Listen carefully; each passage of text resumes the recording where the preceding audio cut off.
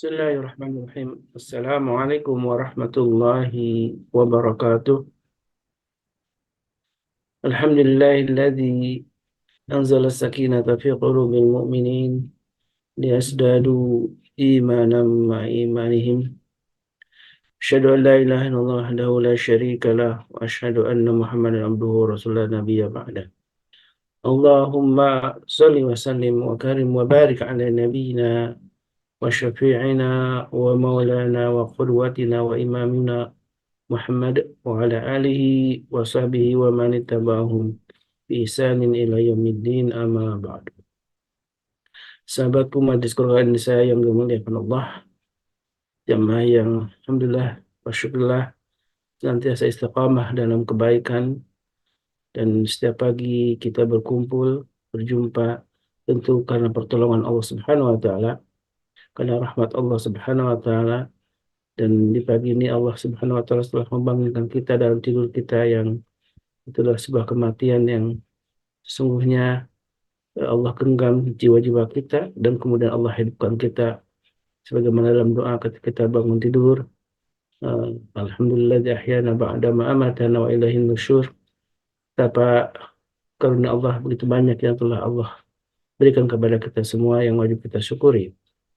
Salawat dan salam tentu senantiasa kita aturkan kepada baginda Nabi kita alaihi salatu wassalam beserta keluarganya, para sahabatnya, dan juga mudah-mudahan kita umat di akhir zaman ini, umat yang disebutkan oleh Nabi Shallallahu Alaihi Wasallam, umat yang merindukannya meskipun tidak pernah berjumpa dengan beliau, tapi kita tetap dalam keimanan, kecintaan kepada beliau. Dan itulah yang disebutkan dirindukan oleh beliau, disebut sebagai saudaranya.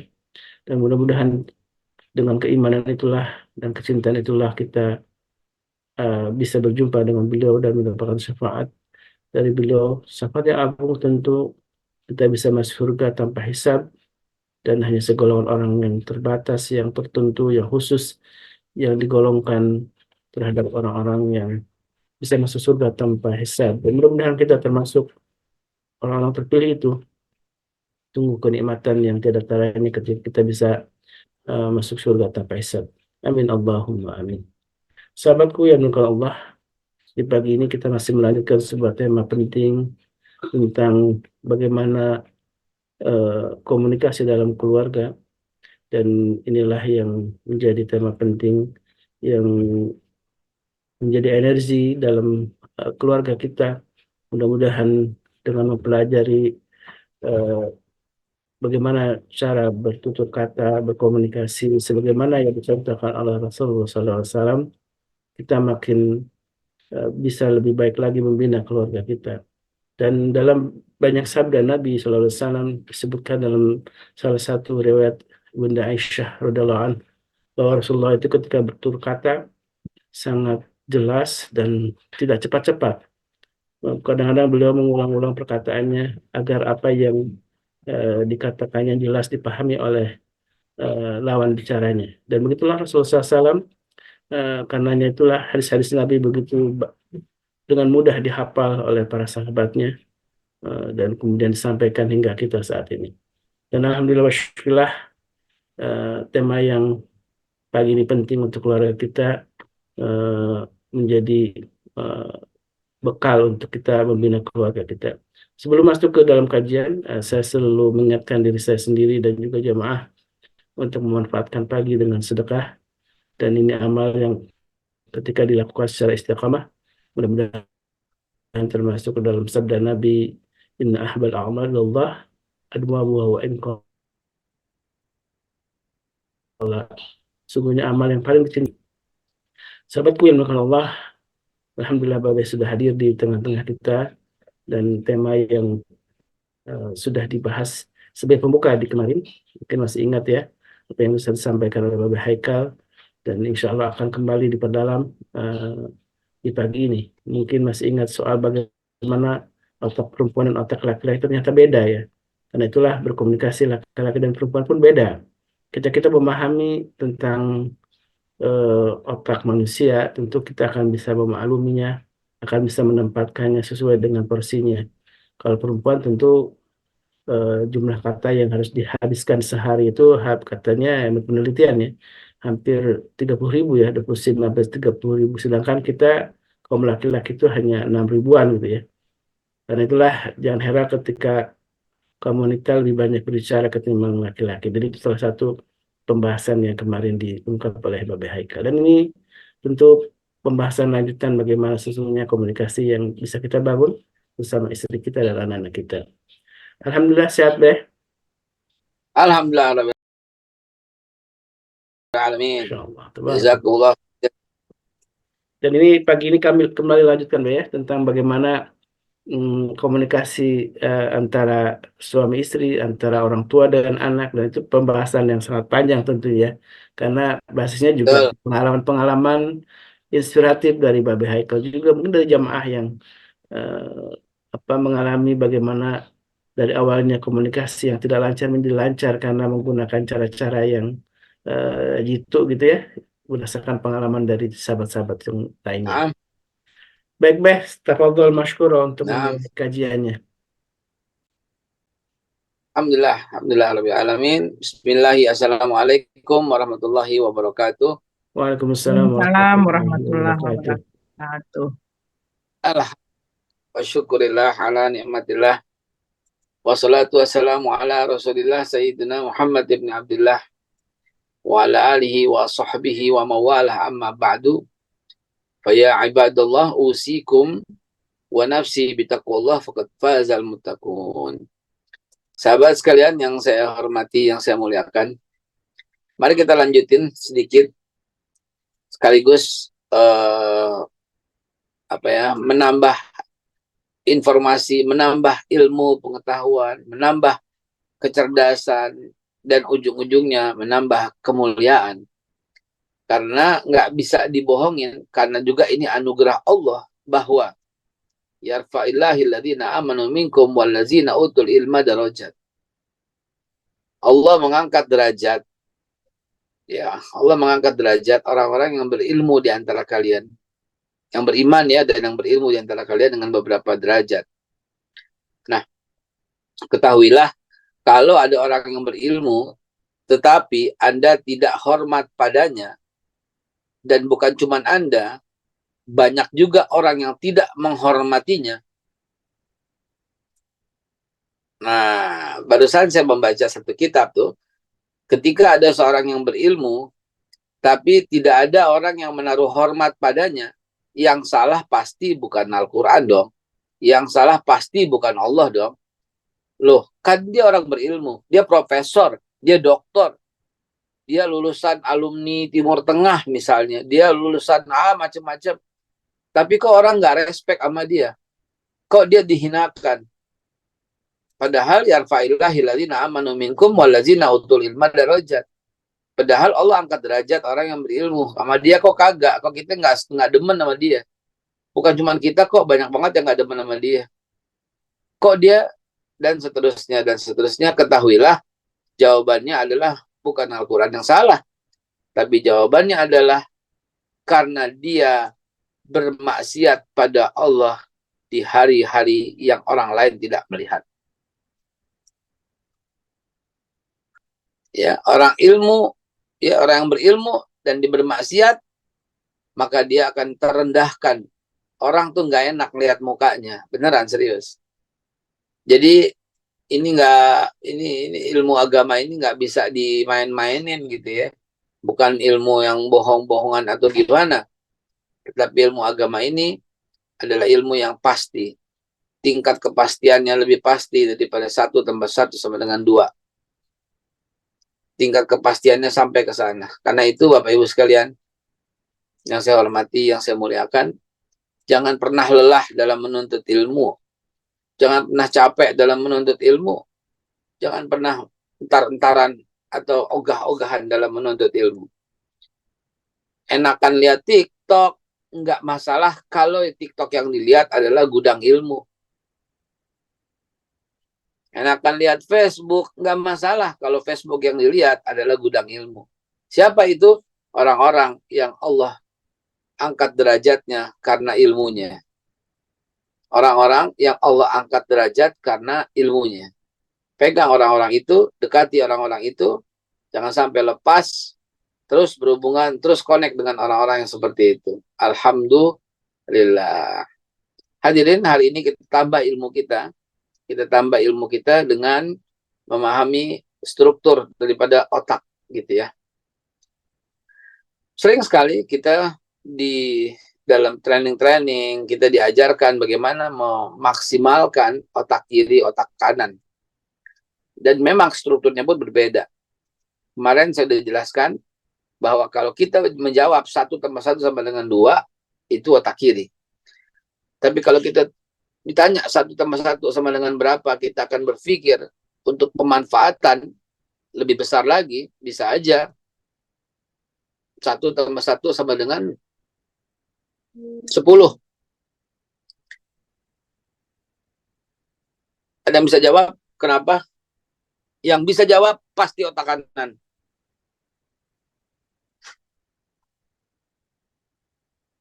Silakan.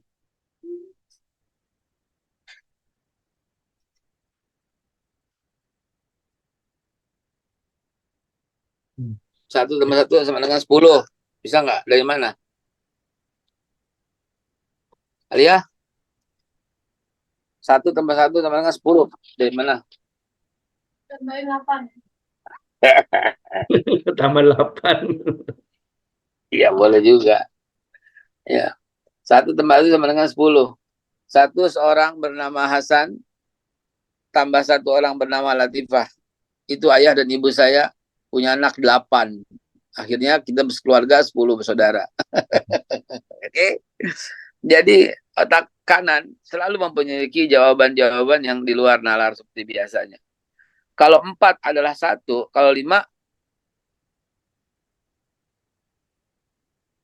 sering kita mendapatkan psikotes kayak gitu kan. Kalau 4 adalah 1, kalau 5 ya 2, kalau 6 ya 3, gitu kan seterusnya.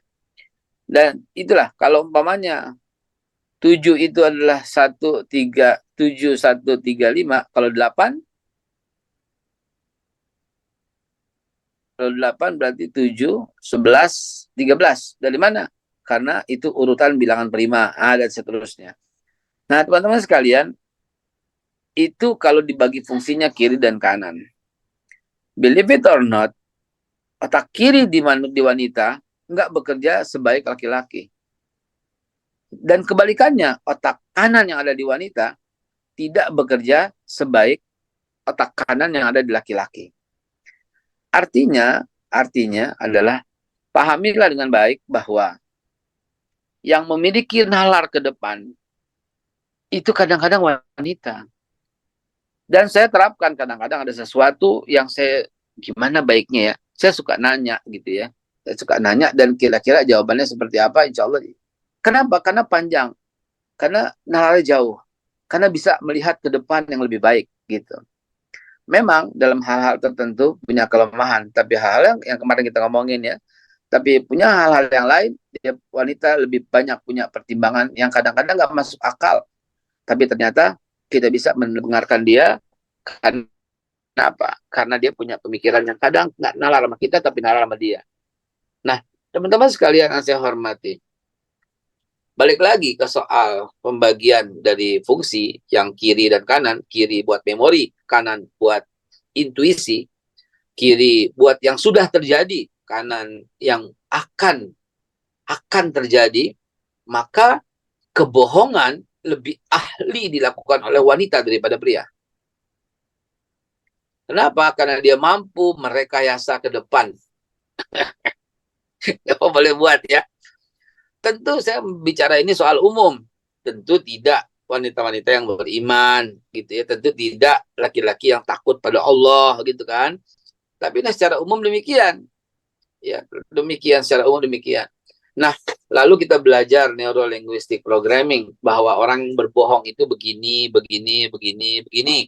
Orang yang lagi ngarang itu matanya begini, begini, begini, begini, begini. Ya, nanti kapan-kapan saya nggak menyampaikan di sini takut menjadi fitnah. Akhirnya mencurigai orang, terus orang yang ngomong matanya diliatin, kemana matanya, mana nih bohong, mana nih. Dia nggak dengerin apa yang orang ngomongin, akhirnya hanya menilai sibuk menilai orang di depannya. Saya nggak sampaikan hal itu hari ini. Teman-teman sekalian, ya, dalam Al-Quran, berapa kali Allah Subhanahu wa Ta'ala menyebutkan afala ta'qilun, afala tatafakkarun, apakah kamu nggak berpikir, apakah kamu nggak menggunakan otak? Banyak sekali. Bahkan orang yang beragama itu adalah orang yang menggunakan akalnya. Ad-dinu li aql, la dina liman la aqlalan. Nggak ada agama bagi orang yang nggak menggunakan akal. Maaf, di sini komunitasnya muslim semua tentu ya. Nggak ada yang non-muslim ya. Kemarin saya ke Bandung. Saya diminta ceramah di Masjid Lao Tse. Di Masjid Lao Tse. Di masjid yang didirikan oleh komunitas Muslim Tionghoa. Ya. Dan saya berceramah. Orang yang mengantar dan menjemput saya namanya Paulus. Dan dia tidak mau mengganti namanya. Dia tetap dengan namanya Paulus. Dia tambah KTP-nya di depan Muhammad Paulus. Sebuah nama yang sangat antik yang nggak bakal ketemu tuh di mana lagi tuh ya. Muhammad Paulus, bayangin. Muhammad Paulus. Lucu juga ya. Nah, teman-teman sekalian,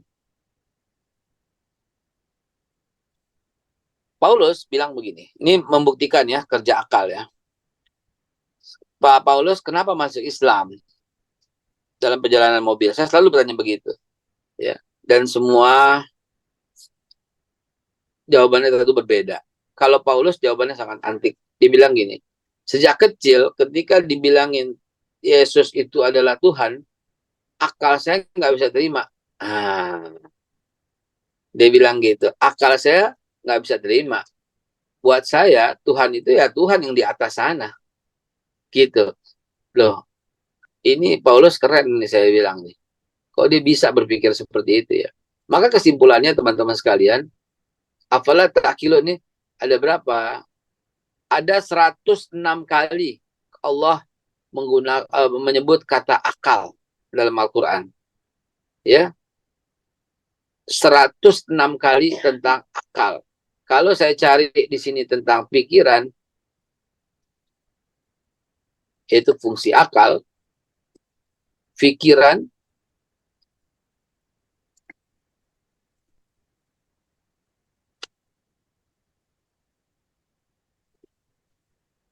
pikiran disebut 11 kali, berarti kata benda, sedangkan berpikir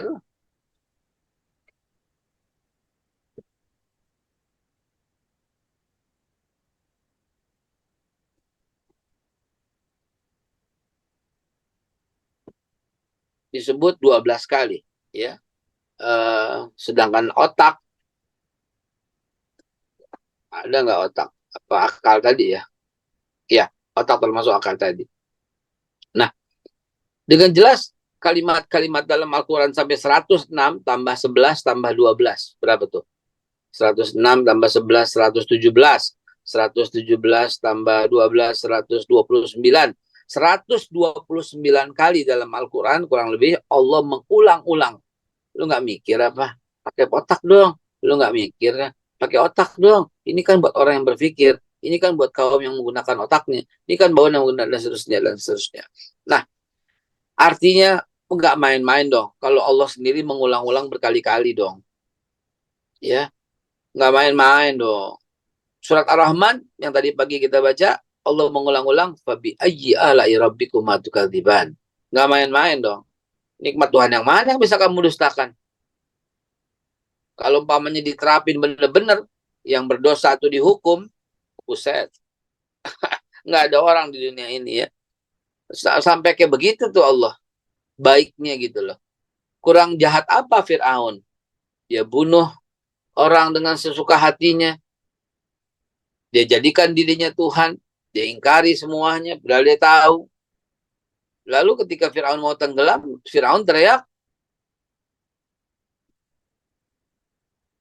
Aghithni ya Musa. Aghithni ya Musa. Tolong aku ya Musa. Tolong aku ya Musa. Nabi Musa nggak mau nolong. Nabi Musa ditegur oleh Allah. Kenapa kamu nggak tolong Fir'aun? Kan dia ingkar padamu ya Allah. Mestinya bahasa kita. Kalau yang marah juga gue kali kan gue yang diingkarin gitu kan. Kalau misalnya dengan bahasa Betawi kita. Kalau mau marah, gue yang marah bukan lu gitu kan. gue kan yang diingkarin gitu kan. Tahu? Maaf. Nah, Bapak Ibu sekalian, dahsyatnya Allah Subhanahu wa taala baiknya gitu. Hanya berucap, andai kata dia mengucap aghithni ya Allah, niscaya aku akan menolongnya. Sayang sekali dia mengucap aghithni ya Musa, tolong aku ya Musa. Artinya Allah nggak suka diduain. Gitu. Selama orang itu mengucap tidak ada Tuhan selain Allah, kata Nabi, dakhalal jannah ujungnya. Gitu ya. Hadirin yang saya hormati, yang saya muliakan. Balik lagi ke topik utama kita. Kalau kita udah tahu sampai di sini, maka jawaban untuk anak kalau dia minta sesuatu, anak dalam hal arti di bawah akil balik ya, di bawah 9 tahun bagi laki-laki, di bawah 12 tahun bagi wanita ya. Di bawah umur itu, kalau diminta sesuatu, jangan bilang nanti. Jangan bilang nanti. Jangan bilang, kecuali bilangnya oke. Walaupun belum dikasih sekarang juga. Kenapa? Karena pada anak kecil nggak ada konsep waktu. Anak kecil ya, di bawah ya. Jadi kalau dia bilang, ma aku mau ini, oke. Pak aku mau ini, siap. Anak kecil. Nggak punya konsep waktu. Jadi nggak bakal mikir duit dari mana. Yang penting ada di depannya. Gitu ya. Yang penting ada, itulah. Ya dahsyatnya orang tua ya, Masya Allah ya. Kalau kita pikirin, kita masih kecil, kita minta apaan aja dapet. Dia minta ini orang tua apa namanya ngasih, itu luar biasa ya.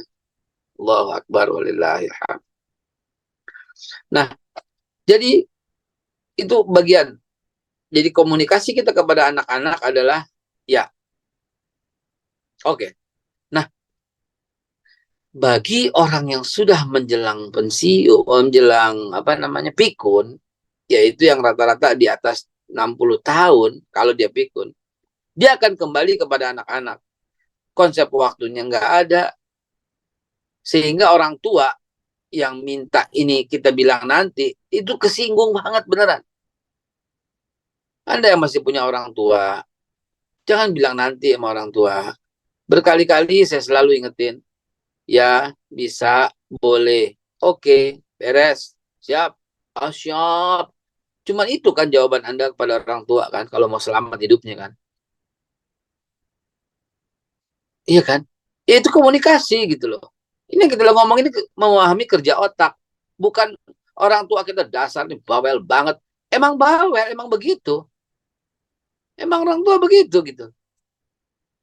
Dan nggak, orang tua bisa, ya dia bisa menahan tangis untuk apapun. Tapi dia nggak akan sanggup menahan tangis ketika dia mendoakan anak-anak. Teman-teman sekalian,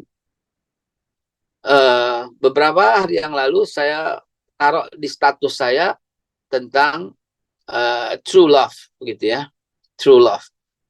Kebayang film Maleficent, ketika si Maleficent itu mengutuk mantannya yang telah memotong sayapnya, si mantan memotong sayap demi untuk mendapatkan kerajaan, dan akhirnya dikawinin sama anaknya raja. Dan si mantan itu siap sekarang menjadi raja. Dan si mantan itu punya anak lahir satu. Dan dia datang ke situ, ya, dan kemudian dia bilang, dia bersumpah lah begitu ya. Dia bersumpah pada usia ke-16, ini anak bakal mati. Ya, tapi karena dia bukan mencabut nyawa, dia cuma bilang, ini anak bakal tidur dan kagak ada satu kekuatan apapun yang sanggup membanguninnya. Begitu. Karena mati dia nggak bisa matiin, karena itu urusan Tuhan gitu kan. Dan di film itu, si bapak, si mantan, si raja, please, saya mohon, tolong jangan. Si perempuan ini kembali nih ya, emosinya menjadi dominan. I like your begging. Saya suka tuh lihat lo mengharap, meminta, beg itu berharap, memohon gitu. Lagi. Dendam hanya ada pada perempuan kali ya. Lagi nggak? Mohon banget. Lagi. Do it again, katanya dia gitu ya. Lagi. Nah, saya perhatiin, oh iya ya, itu tidak terjadi pada laki-laki ya, itu terjadi pada perempuan ya. Oke deh, kata si mama ibunya gitu ya. Bisa bangun kalau mendapatkan dicium dengan cinta yang sesungguh-sungguhnya gitu kan. Dan ternyata ada seorang pangeran dari seberang sana yang mencintai Aurora katanya. Dan kemudian dia mencium Aurora. Tapi Aurora tetap aja nggak bisa bangun gitu kan. Oh berarti kamu nggak tulus mencintainya. Marah si pangeran itu. Saya mencintainya. Saya mencintainya secinta-cintanya. Pergilah kata dia gitu ya. Lo bohong. Dia akan bangun gitu kan. Ya udah karena nggak ada pria lain di hati Aurora dan Aurora juga nggak ada siapa-siapa lagi, akhirnya dia putus asa gitu kan. Ya udah deh, selamat tidur deh, saya akan patah hati saya selama lamanya sampai begini terus, dia bilang gitu ya. Kemudian dicium gitu ya, dan ternyata si Aurora bangun. Siapa yang mencium? Si ibu gitu kan. Coba diperhatiin film yang dahsyat ini ya, tidak ada cinta yang secinta-cintanya kecuali seorang ibu kepada anaknya. Itulah true love. Terus ketika true love seperti itu, ibunya dibentak. Gila. Come on. Kita lagi bicara Majelis Keluarga Indonesia. Kita lagi perbaiki cara kita berumah tangga. Anda yang masih tinggal sama orang tua, please deh gitu loh. Nggak ada yang mencintai Anda kecuali itu orang tua. Kadang-kadang nggak dikasih ini, nggak dikasih itu. Semua karena cinta loh. Kadang-kadang disuruh begini, disuruh begitu. Semua karena sayang loh. Kalau nggak peduli, ya sebuah ceramah dari Ustazah Halimah Firdaus Syarifah. Itu betul-betul menurut saya tuh satu pemahaman yang udah hampir mendekati sempurna dalam memahami kehidupan. Ustazah itu berkata, saya nggak sholat nih Ustadz, ada yang bertanya kepadanya. Tapi kok hidupnya baik-baik aja tuh? Sering kan kita ngomong gitu kan. Dia sholat aja kagak, kok hidupnya biasa, baik-baik aja. Bahkan lebih kaya dia tuh sama kita. Gitu kan. Apa hubungannya sholat sama kekayaan? Gitu. Itu jawaban kita. Jawaban kita sederhana. Ya betul, tapi sederhana banget gitu ya.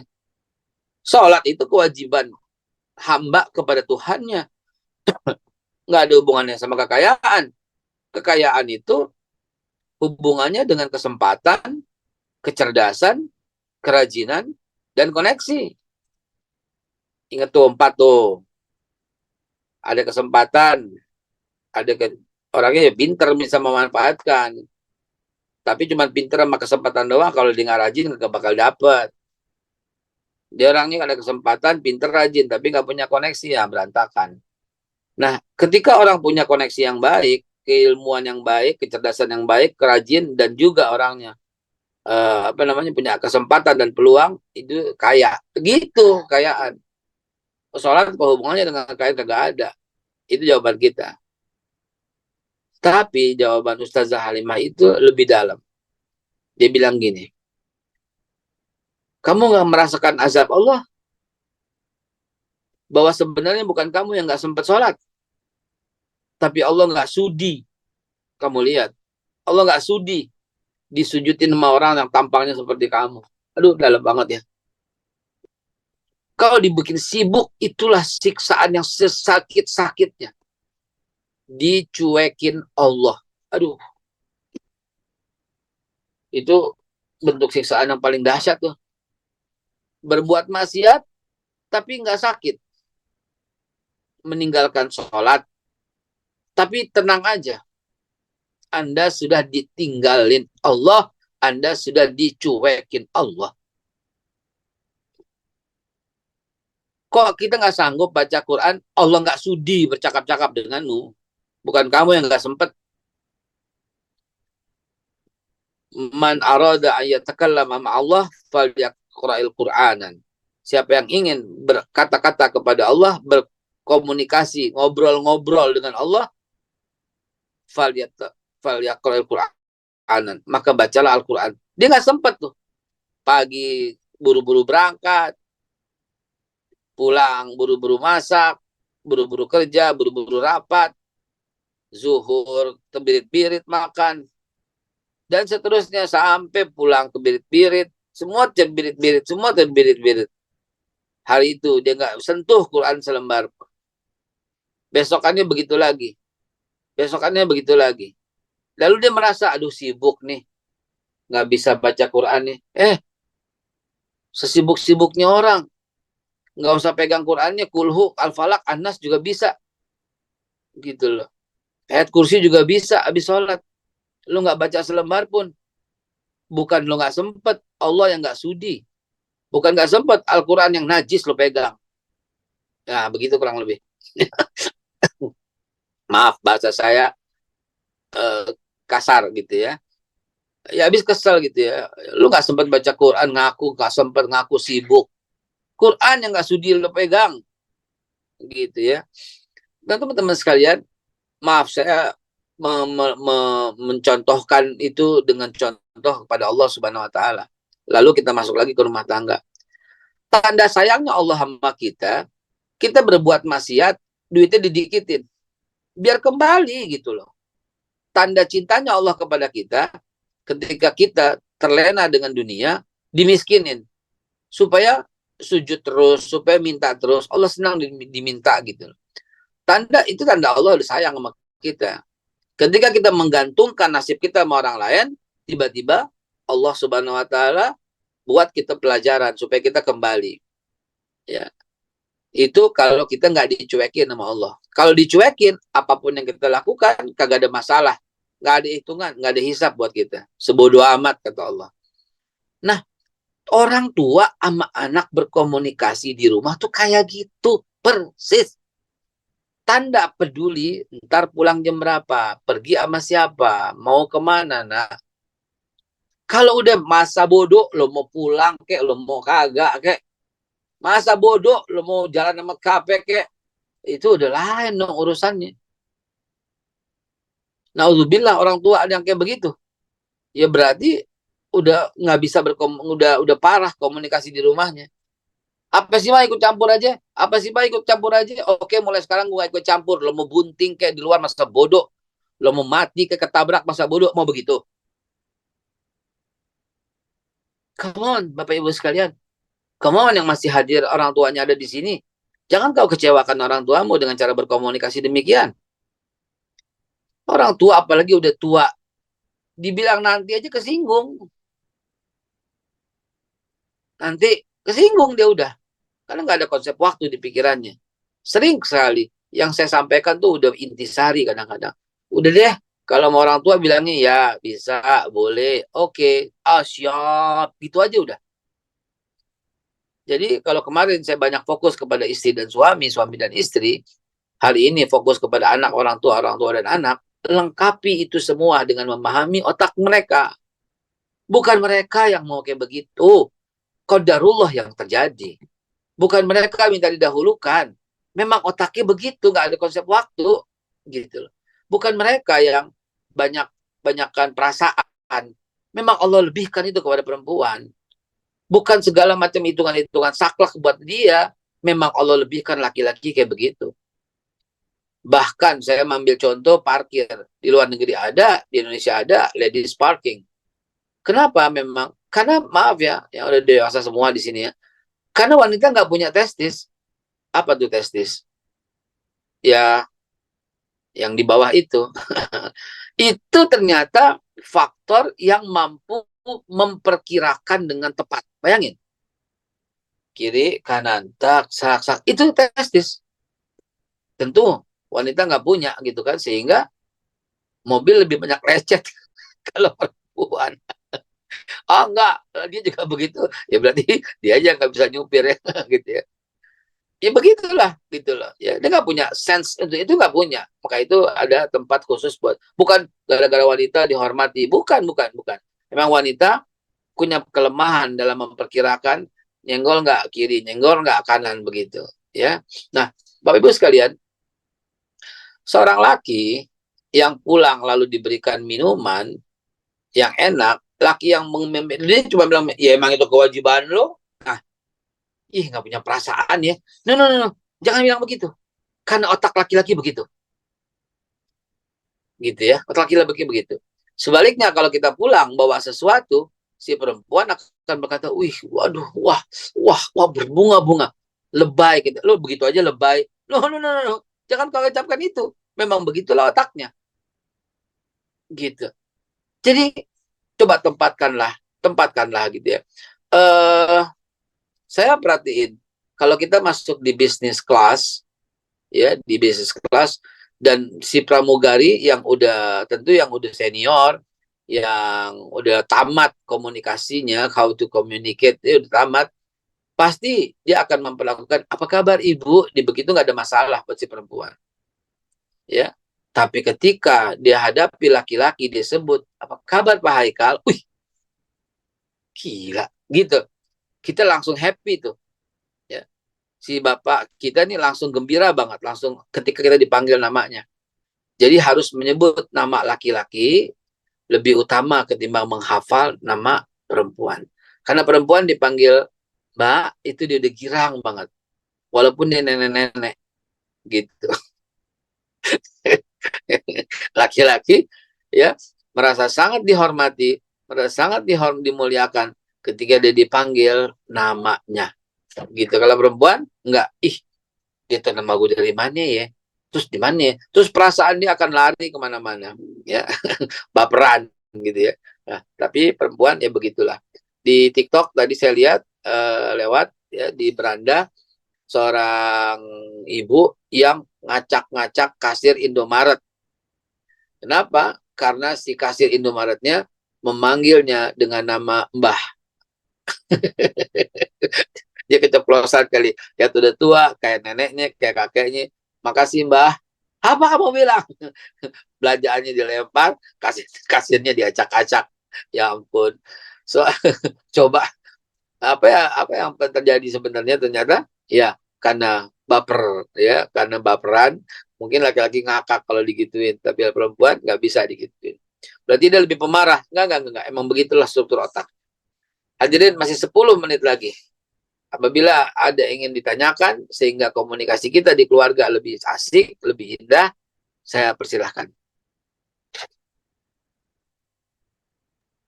Baik, alhamdulillah wasyukurillah. Jazakallah khairan. Silakan jemaah, masih ada waktu kita ngobrol sama Bapak Haikal di pagi hari yang insya Allah penuh berkah ini.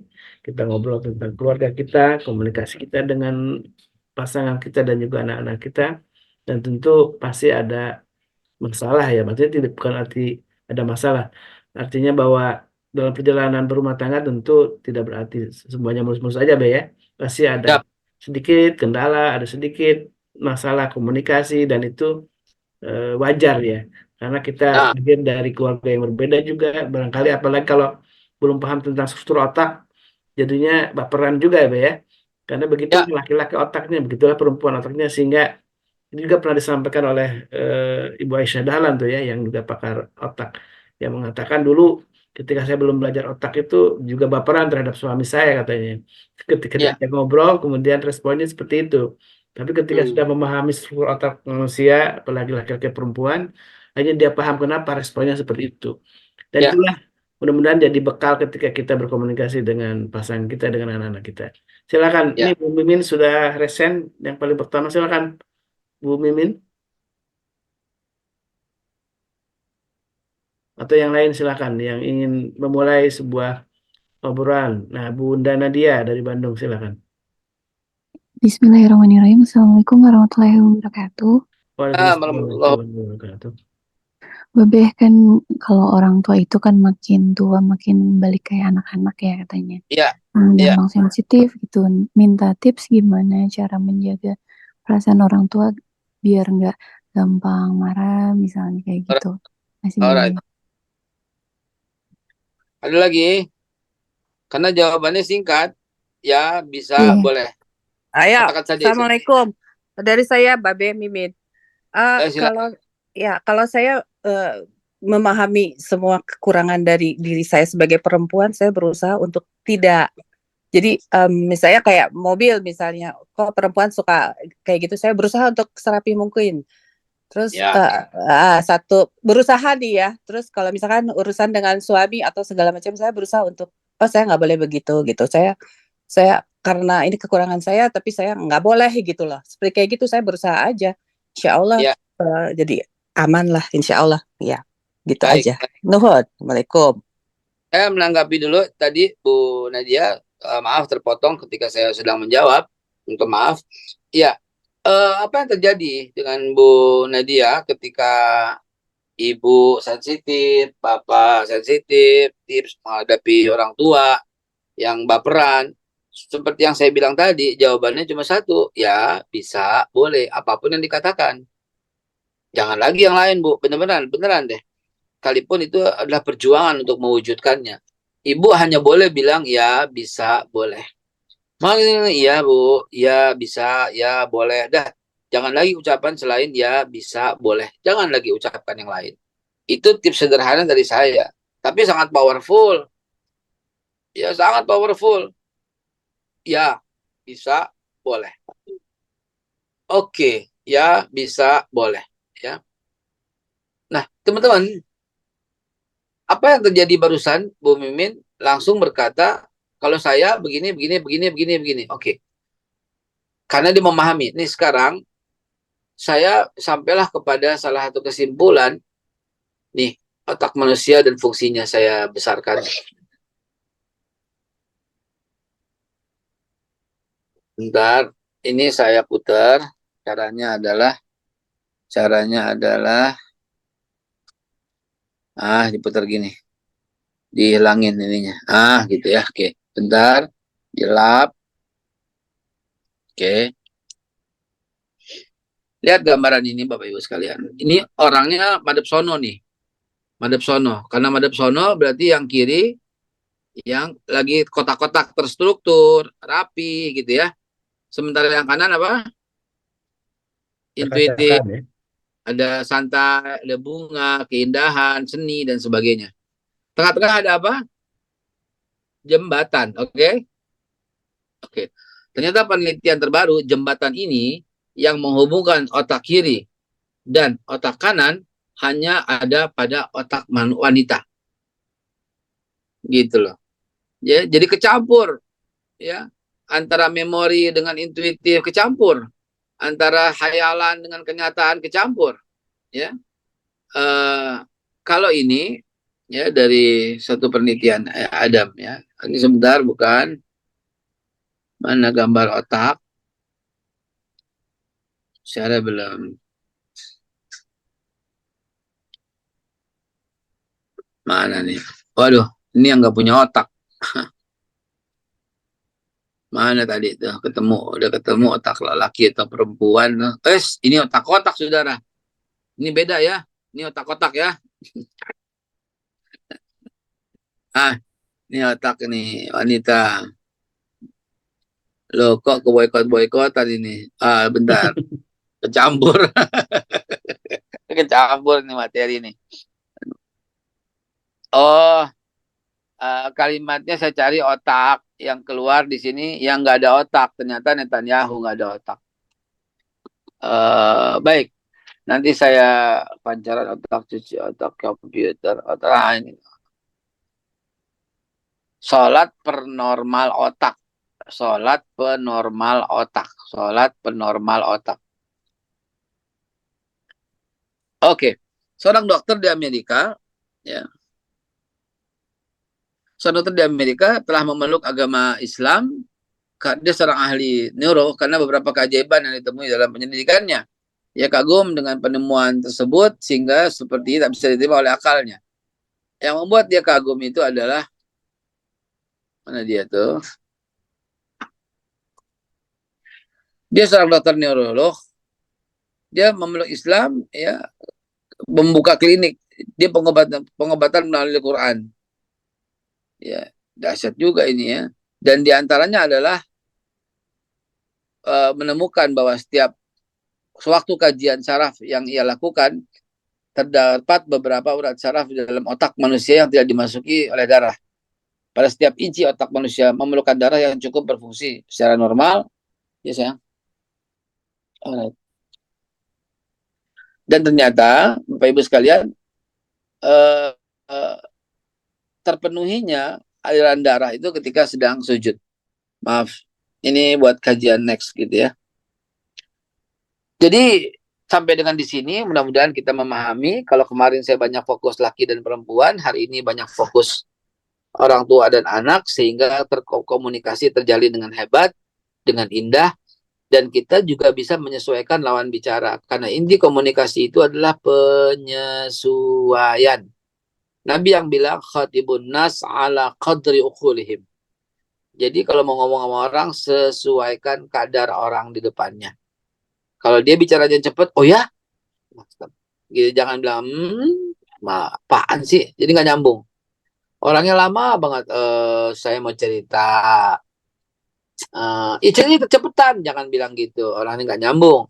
Saya mau cerita nih, oke, gitu ya.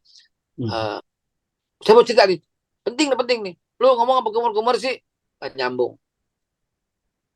Itu berlaku buat anak kita, berlaku buat keluarga kita. Ya, sesuaikan aja apa yang dia ngomong. Oh, itu yang kita sampaikan. Apa yang kita dengar, itu yang kita nyampein. Ritmenya sebegitu, kita juga seperti itu. Alunannya seperti itu, kita juga seperti itu. Dan sayangnya, kita ahli dalam menyesuaikan kalau kita ada maunya. Yang pertama, kita juga ahli menyesuaikan kalau perasaan cinta masih besar. Cintanya seorang ibu kepada bayi beda sama cintanya seorang ibu kepada anak yang berusia 15 tahun. Tapi itu kesalahan. Itu nggak boleh. Tapi itu terjadi. Itu fatal, tapi itu terjadi.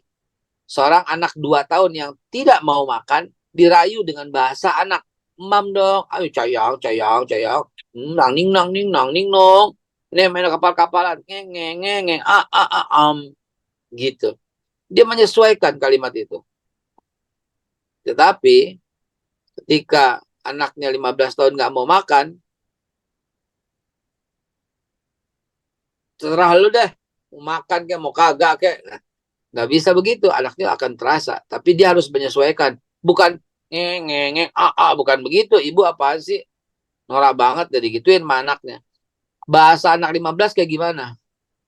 Gitu. Dia lagi takut jelek. Makan dong sayang. Tahu nggak? Orang kurang makan tuh kelihatan dari mukanya. Nggak ada cahaya di mukanya. Redup. Mukanya jadi kelihatan jelek. Gue. Nyambung. Gitu kan. Begitu anaknya umur 21, diet. Kamu nggak tahu ya, orang kekurangan karbo. Bisa migran sayang. Bisa vertigo nanti. Oh, ayo deh makan karbo. Lihat bahasa kita kan beda.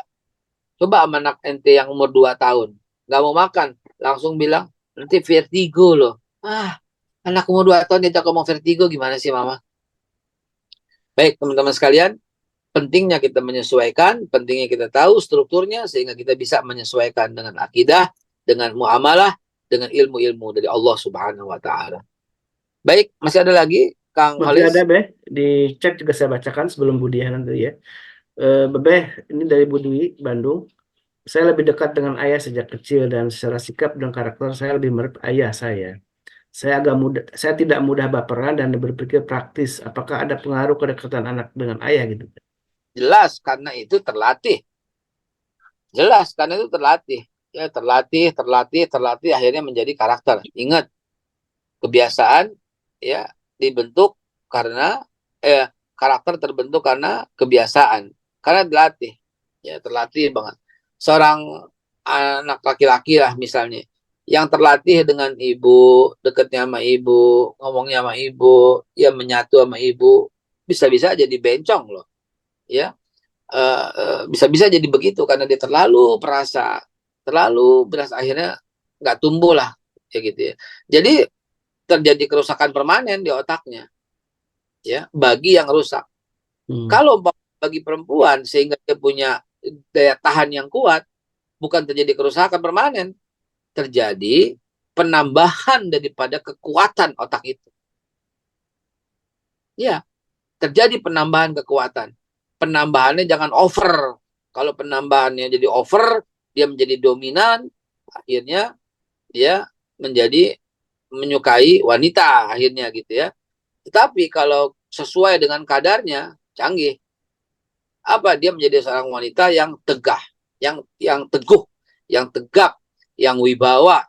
Dia menjadi seorang wanita yang lengkap tetap dengan segala kepribadian kewanitaannya yang tidak berkurang sedikit pun, justru bertambah dengan memahami ketangguhan dalam bertahan. Kemarin di TikTok saya save, nanti saya sampaikan, seorang yang udah bertahun-tahun dia menggunduli kepalanya.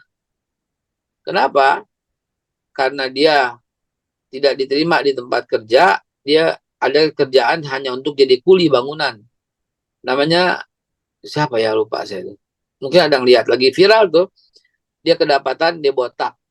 Dia kerja sebagai kuli bangunan. Sampai rumahnya baru dia bersih-bersih, dia bermake up, dia bergincu, jadi wanita lagi. Dan dia hidup hanya berdua dengan adiknya.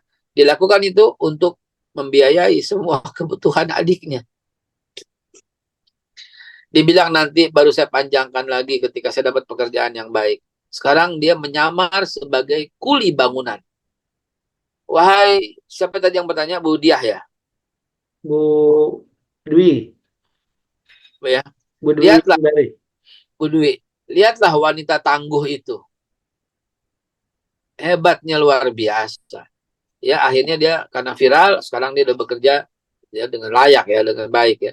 Artinya, wanita itu dia bisa sebagai kuli bangunan dengan tangguh, dengan hebat, dan gak ada baper-baperan. Kenapa?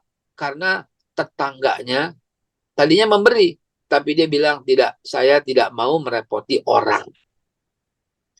Dan ada tetangganya yang mencibir, dia juga nggak masalah. Jadi dia tangguh sebagai pribadi wanita yang utuh mencintai pria, dan dia juga tangguh kuat sebagai seorang kuli bangunan yang biasanya hanya diminati oleh laki-laki. Demikian. Lanjut Bu Dia, Bandung, silakan. Silakan Bu Dia. Assalamualaikum. Waalaikumsalam. Salah. Ini mau ini ibu saya tuh sudah 83 tahun ya lebih. Beliau punya penyakit berbagai macam penyakit orang tua dulu mah kan sehat, cuman sekarang ketika di ini ada jantung, ada diabetes, ada kolesterol, pokoknya udah inilah sama komplikasi. Tapi Ya. jadi banyak makanan yang dilarang oleh dokter ya. Tapi ibu saya itu tidak tekaup lihat makanan yang dia suka, selalu ingin misalnya, dan yang diinginnya kan yang dilarang dokter, yang manis-manis misalnya kopi yang gitu-gitu. Jadi di rumah itu suka disembunyikan gitu dia dari pandangan mama, karena kalau lihat selalu ingin gitu. Kalau enggak cemerut gitu, ngambek gitu. Padahal kita itu kalau udah makan kadang kan nggak boleh banyak makan, tapi kalau dia suka misalnya nasi uduk sampai 2 piring, saya tuh udah diingatkan, anak-anak tuh takut itu gitu ya, udah diingat, mah jangan banyak-banyak, kata mama tuh katanya bukan lapar sebetulnya, ada nggak kekurangan nutrisi, cuman kayak kelihatannya nafsu, mama nafsu suka marah. Ya balik, nah itu gimana cara menyampaikannya ke mama ya, karena sudah diingatkan suka lupa gitu. Supaya Baik. tidak menyinggung perasaannya gitu. Baik, silakan. Udah jelas ya dari. Aduh, Masya Allah. Ibu sabar ya. Sudah menjelang pikun seperti yang saya bilang tadi itu ya, menjelang pikun, dan kita diminta tingkat kesabaran yang setinggi-tingginya ya. Kalau punya yang demikian, artinya kita mesti bersiap dengan segala keadaan gitu. Harus siap dengan segala resiko gitu ya. Dan insya Allah marahnya dia bukan sesuatu yang mengundang murka Allah ya Bu.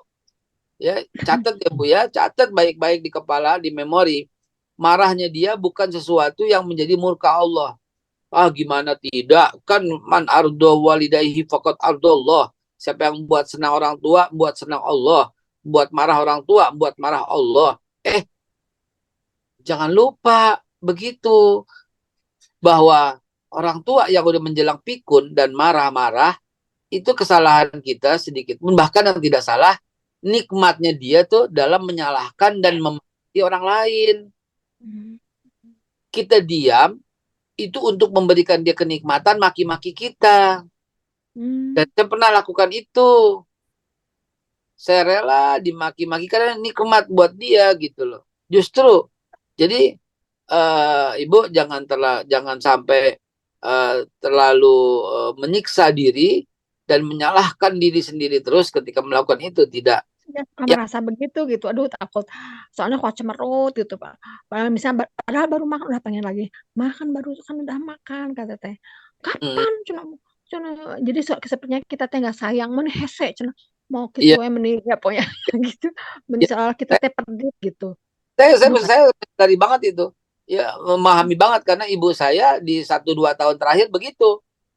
Ya, 1-2 tahun terakhir itu begitu. Dan saya menikmati hal itu dengan kadang-kadang kita rekam, apa sayang? Kadang-kadang kita videoin, kita nih bekasnya, atau piringnya jangan diangkat dulu. Saya gitu. Minumnya jangan diangkat dulu gitu ya. Terus minum kan bikin cepat kenyang gitu ya. Minum gitu. Itu saya lakukan gitu kok. Terus hal yang tidak membahayakannya. Misalnya, memang yang lebih dia suka sate luar biasa, suka sop luar biasa. Tapi hobi juga makan buah. Ya bisa-bisanya kita banyakin buah biar ibu kita lebih sehat. Gitu. Tidak kita banyakin sate dan sop gitu kan. Itu mengandung hal yang nggak boleh banyak-banyak kalau di usia tua. Justru Gula dilarang itu yang diinginkan yang dilarang oleh dokter justru karena biasa itu. Gula misalnya, kita yang bikinin manis nggak karena gulanya ternyata dari stevia gitu kan, dari daun yang tidak mengandung karbo, tidak mengandung gula, tidak mengandung glukosa misalnya. Ya, saya ucapkan selamat Ibu. Bisa-bisanya gitu ya, bisa-bisanya untuk membawa diri ya. Jadi nggak Allah dosa ya. Nggak dosa, insya Allah. Itu justru perhatian. Nah, sebelum ditutup, ini ada nih yang saya munjukin ya. Kepada para laki-laki, tolong lihat ini ya. Apa isi dari female brain? Female brain. Lihat, dia sukanya apa? Terus ada kecemburuan. Ya, pengen tahu isi handphone orang aja. Itu ada telepon skill. Need for commitment. Yang paling tinggi di wanita itu adalah need for commitment. Dan ada bateri shopping yang luar biasa juga. Listening, bagian seks kecil ya, sense of direction neuron juga. Nah itu dia yang saya bilang tuh, ini yang segini seamprit gini doang tuh untuk direction neuronnya ya. Ada coklat gitu ya, ini otak wanita. Sementara si pria mana pria tadi udah ketemu, pria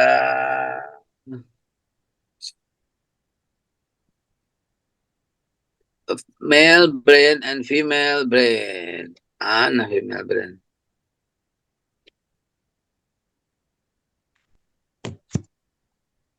Wah, female brain tadi ada female brain tuh ya.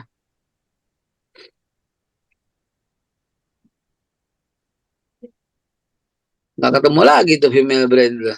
Female brain dan male brain. Ini penting nih buat saya sampaikan biar tahu nih ya. Brain, female, male brain. Ini male brain. Ya. Listening kecil. Attention lumayan. Avoid personal question. Ya. Ironing nggak ada. TV and remote control addiction center. Gawat ya. Game ya. Ability to drive, manual transmission hanya ada pada pria. Toilet ya, domestic skill ya, scanning, dangerous pursuit, ball sport, dan tetapi yang dominan sampai 2 titik itu yaitu di frontal lobe dan di tengahnya adalah hubungan yang ini nih. Nah, dengan memahami ini cocok dengan ucapan dari Hafsah binti Umar bin Khattab. Seorang wanita mampu tidak berhubungan selama 4 bulan. Kalau itu terjadi pada pria, keriting semua barangkali ya. Wallahu a'lam bishawab. Baik teman-teman sekalian, mudah-mudahan kita bisa belajar lebih baik lagi, pelajari ilmu karena ilmu membuat kita terhormat. Mari kita tutup dengan kifaratul majlis dan saya serahkan kembali majlis kepada Ustaz Khalis. Subhanallah bihamdika asyhadu an la ilaha illa anta astaghfiruka wa atubu ilaih. Allahumma asbahna ala fitratil Islam wa ala kalimatil ikhlas wa ala din nabiyina Muhammad sallallahu alaihi wasallam wa ala millati abina Ibrahim hanifan muslima wa makana minal musyrikin. Subhanarabbika rabbil izzati amma yasifun wa salamun alhamdulillahi rabbil alamin. Bila taufiq wal hidayah. Assalamualaikum warahmatullahi wabarakatuh. Waalaikumsalam. Silakan lanjut. Lanjut. Sama dengan lanjut 1 Juni ya. Kita bikin Zoom tentang kesesuaian Piagam Madinah dengan Pancasila. Baik, insyaallah.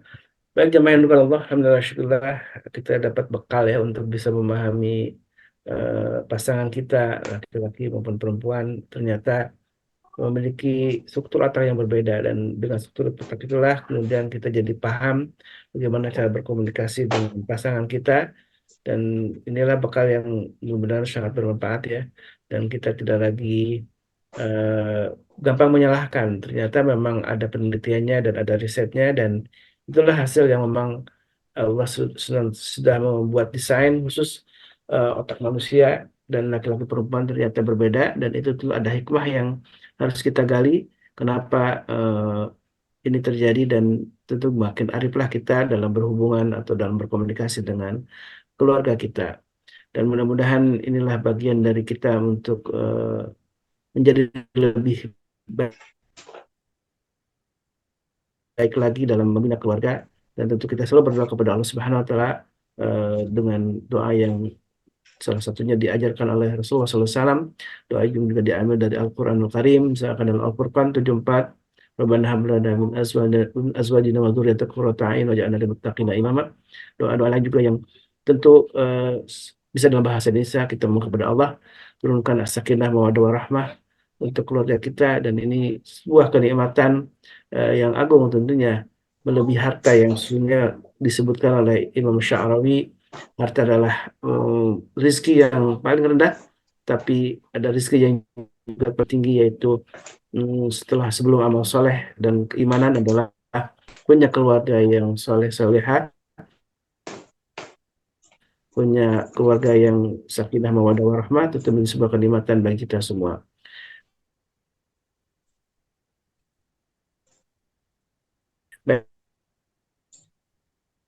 Jamaah yang kembali kita tutup hadisnya dengan fatul majlis. Assalamualaikum warahmatullahi wabarakatuh.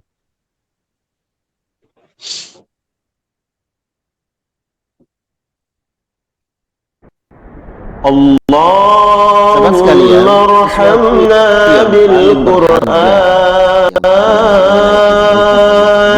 hidayah waj'alhu lana imaman wa nuran wa hudan wa rahmah. Allahumma zakkirna minhu ma nasina وعلمنا منه ما جهلنا